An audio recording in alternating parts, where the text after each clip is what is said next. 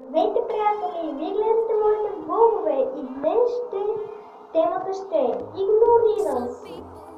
Така, днес ще говорим за случаите, които аз игнорирам, по какъв начин игнорирам и какво ме дразни игнорирам и дали аз съм игнорирана и малко ще стигнем неща за мен, допълнително за темата. Нека започваме! Така. Игнорирам. Аз игнорирам хората. Тук вече почвам да се отдалечавам с тях постепенно. Те така просто това ще. Също така игнорирам, като той говори нещо за браво. Например, той ще казва: вие изкарах шестица на и започва да се спали. Това да се случи, но аз отстрани само гледам и казвам: да, браво, чудесно. Да. Много ме дразни презимиращите. Аз игнорирам, че какво да ви кажа?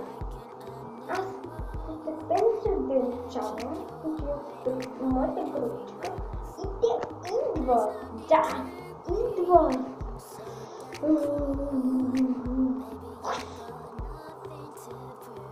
Така, това ме дразни много.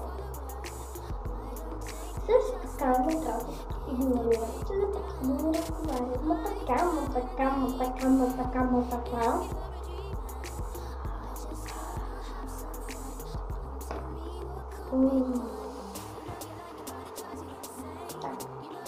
Дали аз съм игнорирала? Никога не съм игнорирала и искам да съм игнорирала приятели. Последно не говоря с приятели, но това става да боли и за половин час вече не съм запри. Такива са ми приятели, хора, приемаме и там това правим с моите приятели. Обичам да танцувам и допълнителното нещо, което беше какво искам на Коледа. За Коледа искам сладко кученце и на Коледа, ако гледаш, моля те, изпълни ми желанието. Това само искам за Коледа. До скоро!